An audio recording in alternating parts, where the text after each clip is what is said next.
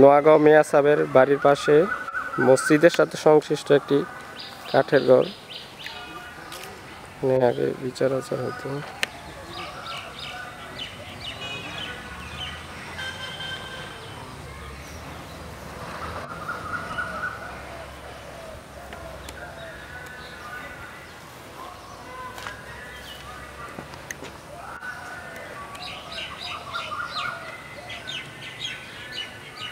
এই যে চেয়ারটা, এই চেয়ারে মিয়া সাহেব উনি নিজে বসতেন।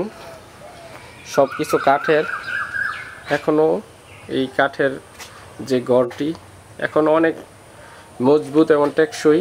100 বছরের উপরে এই কাঠের ঘর।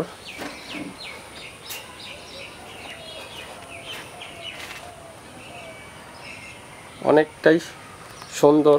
বর্তমান সময়ে এরকম ঘর দেখা যায় না বা দেখতে পাওয়া অনেকটা বিরল। বসেই বিচার কার্য পরিচালনা হতো। ইসলামী জ্ঞানমূলক কথাবার্তা বলতেন এবং এই ঘরটি দেখতে পাচ্ছেন।